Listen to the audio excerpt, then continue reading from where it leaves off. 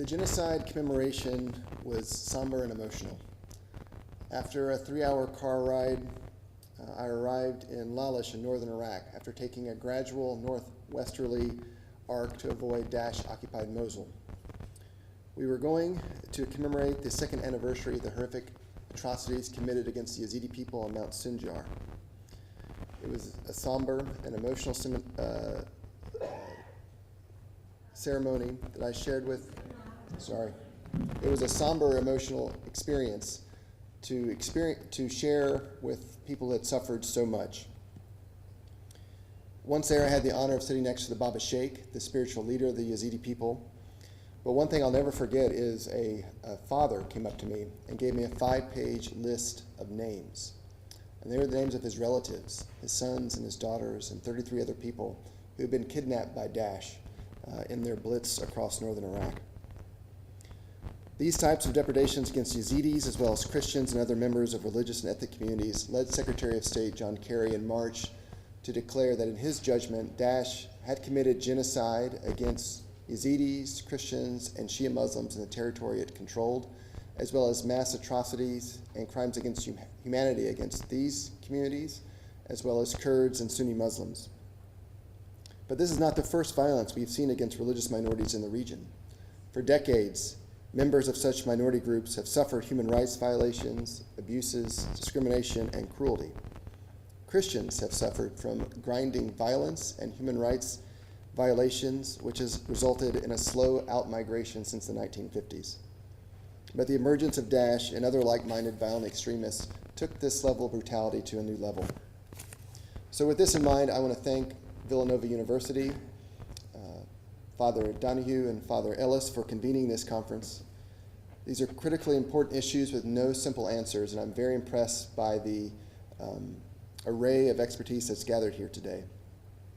As Father Ellis said, my position was created about a year ago to help sharpen U.S. government efforts to assist religious minorities in these two regions. It came out of a congressional. In neighboring Iran, we see gross discrimination against the Baha'i community, including severe repression and the jailing of their leadership, the Baha'i Seven.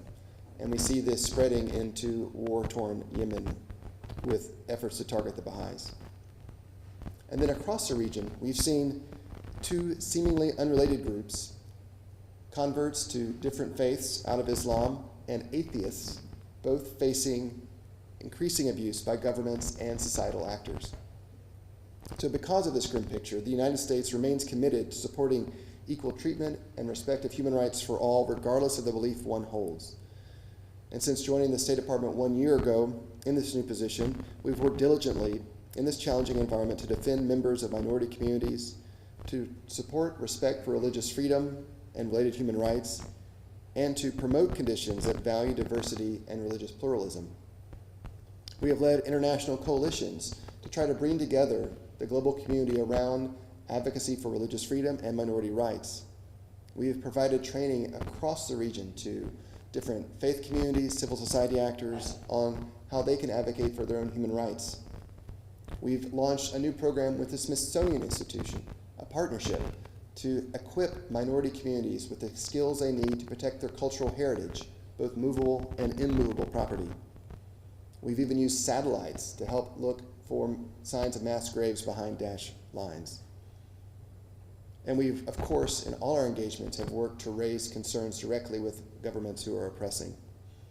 These efforts were on full display during a major conference we convened at the State Department in July, focusing on threats to religious and ethnic minorities under Daesh.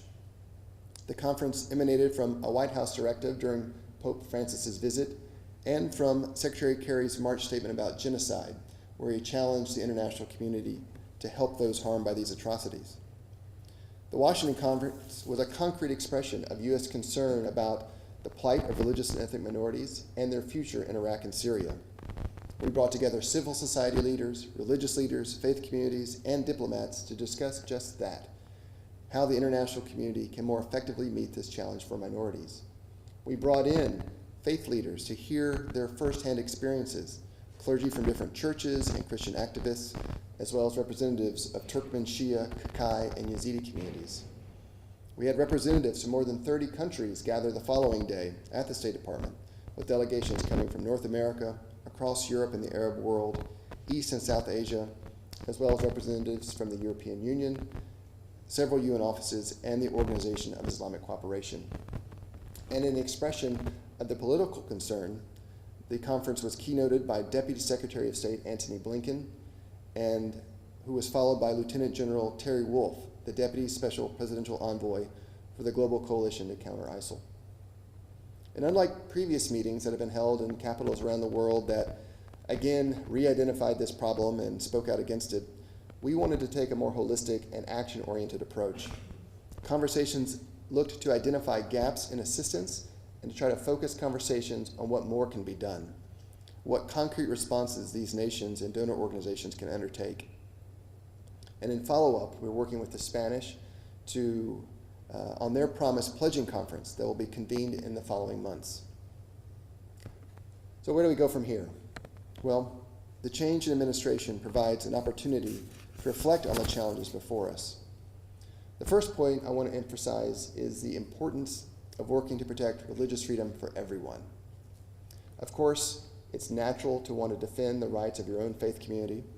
That's right, and that's how many people enter into this work. But from my experience working in different government positions and focusing on different country contexts, I firmly believe that the best way to help a particular community is to help all communities enjoy religious freedom.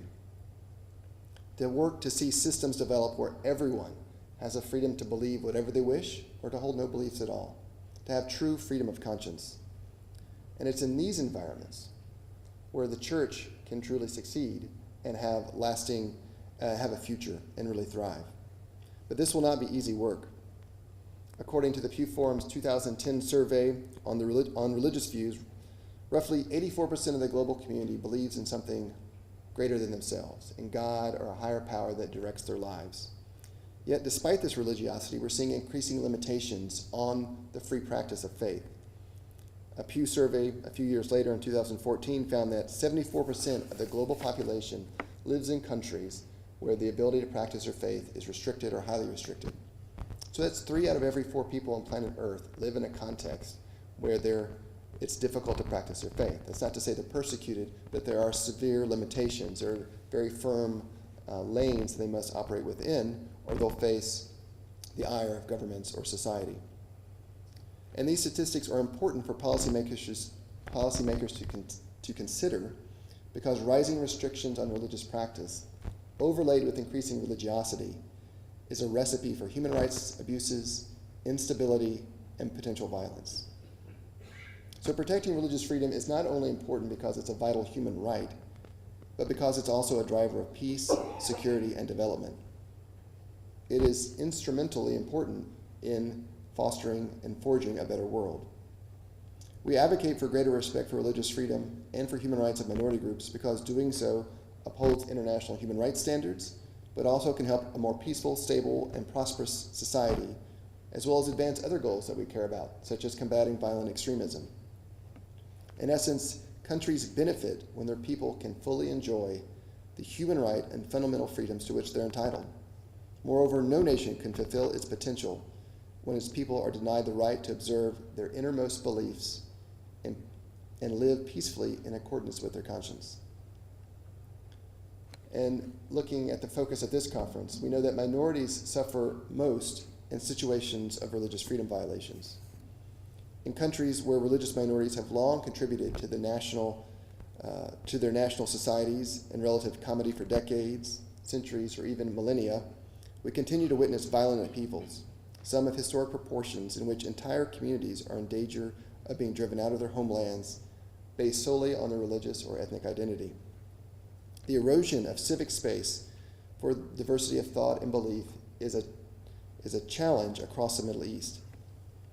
In many circumstances, Christian community leaders I've spoken with have shared that they find themselves in an incredibly difficult position, having to choose between an authoritarian regime that provides some security against more openness with fewer security guarantees and the potential for extremist violence. Christians in Iraq were faced with this conundrum in the recent history. The Saddam Hussein regime provided them space to practice their faith, but their political freedoms were repressed along with all other communities. Christian leaders have explained how the traumas of the post-Saddam years have shown what can happen when the strong man falls. Christians and other minorities in Syria believe they face the Hobson's choice of al-Assad or al-Nusra. This is a question I hope you'll wrestle with over these next 2 days, because it's one we can't afford to ignore. Now, the liberation that's ongoing right now to free Mosul and Nineveh province from Daesh provides a unique opportunity to try to answer this, at least in the context of Iraq. These military operations are especially significant for members of minority communities, as this region is their heartland. It's the heartland for many of Iraq's ancient religious communities, Christians, Yazidis, Kakai, and Shabak, as well as home to Turkmen, Shia, and Sunni communities. The post-liberation environment will raise new challenges and will revive questions about political control of disputed internal boundaries. And these will not be academic debates for minority communities, as their ancestral homelands lie between Arab and Kurdish areas. As Catholic priest Father Benoka said at our conference back in July, these are not disputed territories to minorities. These are their homes. These are the lands that they have lived on for millennia. So as we enter the post-liberation phase in Iraq, we are emphasizing the importance of equal citizenship and political participation for minorities. This is key if they're to feel confident in their future in this country. We understand their need to have time to rebuild their communities, both physically and spiritually. And the United States supports a unified Iraq that respects the human rights of all, including members of minority communities. We want all parties, including Iraqi Arabs and Iraqi Kurds, to give minorities the space, support, and security they need to reestablish their communities. Towards this end, we're working to ensure that religious minorities have a voice and a place at the table as equals, vested with all the rights held by those in the majority. The United States supports structures that give religious minorities a say in their governance and security. Why so? Because doing so will encourage communities to stay or to return from displacement, and because it will frankly make Iraq stronger. We have seen that when diverse communities, including religious and ethnic minorities, are fairly represented in government and respected in society, are able to enjoy the freedom of religion and have a chance for decent livelihoods, these countries are stronger, more prosperous, and more stable. In conversations I've had with Christian leaders such as Patriarch Sacco in Baghdad, and as well as with Cardinal Sandri in Rome, they've emphasized the importance of what they refer to as shared citizenship, meaning equal citizenship and respect for the rights of all in their societies. We've seen Pope Francis speak eloquently on these same points. We completely agree. The different components of diverse societies must be treated equally and have an equal voice in their governance. And encouragingly, we've seen Muslim scholars speak out in favor of this. They've endorsed this concept earlier this year with the issuance of the Marrakesh Declaration, in which they affirm the importance of protecting citizenship rights of members of religious minorities and equality before the law. The stakes could not be higher for religious minorities. So many are suffering. Christians and Yazidis, Sunnis and Shia, Sabian Mandaeans, Kakai, Baha'is, and countless others. Too many have fallen victim to violence and conflict and deserve assistance. And our message is it's in every country's interest to create and protect space for diversity of thought and belief, because they'll be stronger and more prosperous and more progressive. And supporting religious freedom for everyone is the surest way to ensure a future for Christians in the Middle East. In my extensive travel since taking up this position about 1 year ago, I have seen increasing religious tolerance in the region. In these small bright spots, I've seen this in the effort of Marrakesh. I attended the meeting and was really impressed by the commitment of these Islamic scholars to speak out in favor of minority rights. I've seen this in Egypt, where I visited about a month ago, with a partnership between Christian and Muslim clerics coming together to promote interfaith understanding. I saw this in Tunisia back in May at a remarkable event, the annual pilgrimage to the Jerba Island Synagogue, and the remarkable level of government support that the Jewish community was given. I've seen this in the Persian Gulf, in Qatar, United Arab Emirates, and Oman, with the construction of churches to host the spiritual needs of their large expatriate communities. And most remarkably, I saw it in my visit to a Sikh Gurdwara in Dubai that was across the street from 12 recently constructed churches. The task of promoting interfaith understanding and tolerance, of advancing respect for human rights, including religious freedom, is one that must be carried out with vigilance and confidence. To be clear, the protection of religious minorities is a foreign policy priority of the United States government. It is a task that the United States must continue to pursue.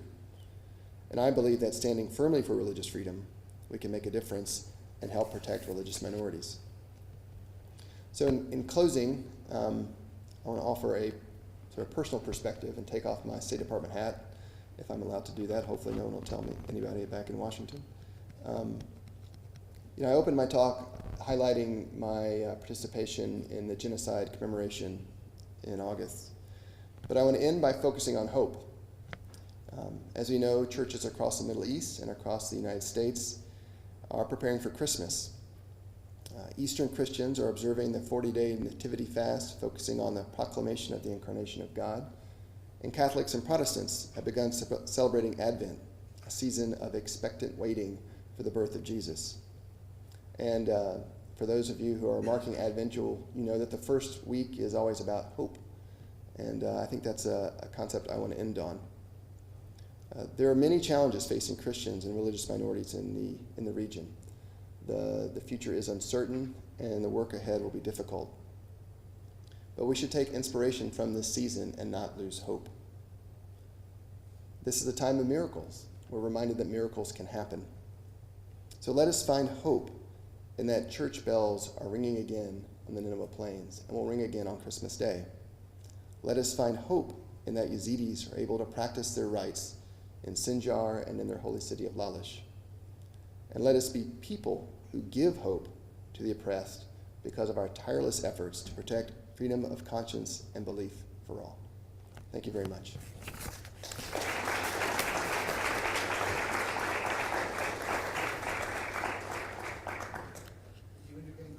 Sure. Any questions? You can tell me how wrong I am or give me some ideas. Yes, ma'am.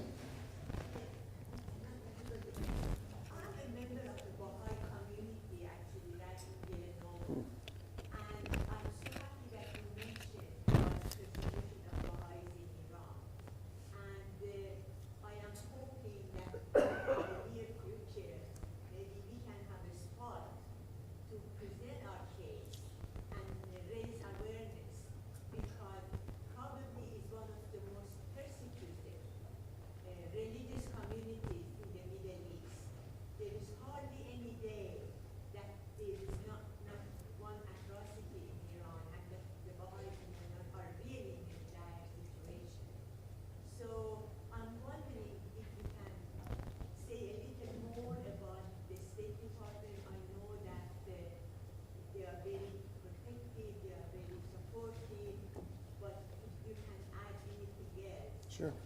There is nothing in the news. The general public in this country, even the academic educated, they really do not know.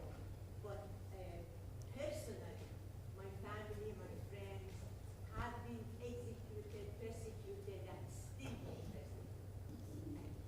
Now, the treatment of the Baha'is in Iran is truly horrible. Baha'is are the largest religious minority community in Iran, and the government has set up a unique array of sanctions against them for those people who just simply want to live out their faith. It's an issue that we raise consistently at the State Department. There was a recent UN General Assembly resolution on the human rights in Iran that had a large section speaking and lifting up the situation of the Baha'is. That's a resolution we endorse and help support and encourage other countries to join. So we look for every opportunity to raise those concerns, but it's not just in Iran. There are other countries across the region which also have specific legal prohibitions against the Baha'i faith, and we engage those countries when we see those problems. Yes, sir. My name is Chris Bishop. I'm the rector of St. Martin's Church up the road. I believe we have a mutual acquaintance, Rebecca Blatchley, the Episcopal Liaison of the State Department. I completely agree with you that for any religious minorities to be safe, all religious minorities have to be safe. So I really support interfaith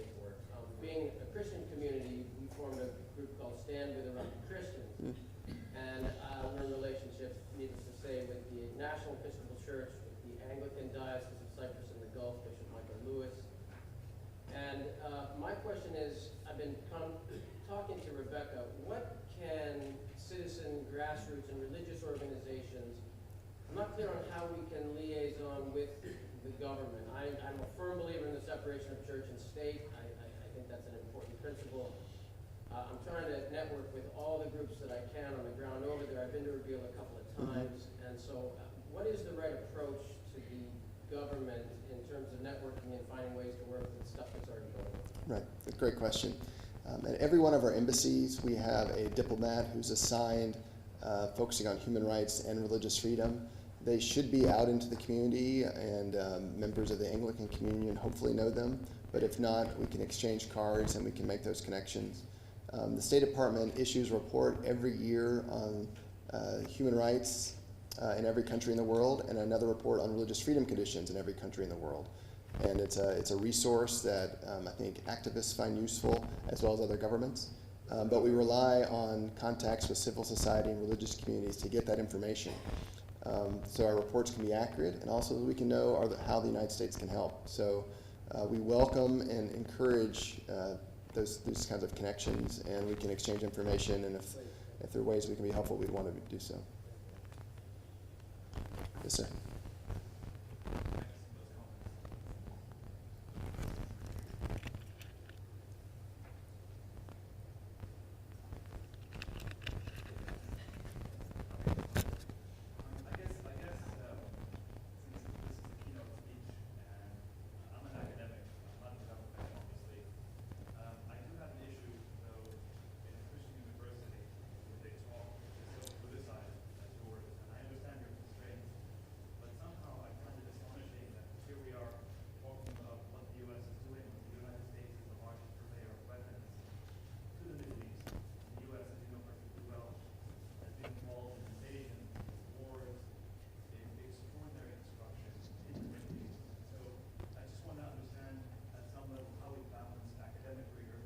How we balance academic rigor, honesty, integrity, with perspectives that I think we also need to hear, government perspectives, concerns, activism, and so on and so forth, just as a point. But honestly, the U.S. is to come here and to lecture or to tell us about religious minorities and freedom, all of which, of course, are things we support, freedom, democracy, and so on, but to ignore the fact that the U.S. has been involved, as you know perfectly well, in invasion, in destruction, and above all, the purveying of weapons, of extraordinary destruction in the Middle East. How do we reconcile these two perspectives? Thank you. I think that's a question for you all to discuss over these next 2 days. Any other questions? Yes, sir. I have a question about your statement about John Kerry's support for the idea of genocide against Christians in the Middle East. Representative Fortenberry brought forth a resolution passed unanimously by Congress. I think it was number 75 that dealt with that issue. Right. There's a lot of talk about this, but if you have Congress passing a bill and you have the Secretary of State in support of the concept of genocide against Christians, why is this stalled? What do you mean? Why is the bill, the importance of this was to get the bills passed, get the President to sign them, and bring that then before the United Nations. And can you tell me where in the process this? I can't speak to Congressman Fortenberry's bill, where it is in the process. I know there was a Senate version that was introduced, and I don't think there's been any action taken on it. As far as our perspective from the executive branch, we, myself and my colleague, Ambassador David Saperstein, who's the Ambassador at Large for International Religious Freedom, we worked hard to gather the information, working very closely with different religious communities and civil society groups to give the Secretary the information he needed so he could make the decision that he took. And from that, we've had concrete follow-up actions, such as the conference we held in July, focusing with the Smithsonian on cultural heritage preservation, doing training with victims of sexual violence, or not trainings, doing psychosocial counseling with victims of sexual violence. So we've, from our side, the State Department have been taking action. Can we do more? Yes. Do we need to do more? Absolutely. But we very much welcomed the Congressman's resolution and have worked closely with his office on ways we can collaborate between the State Department and the Congress.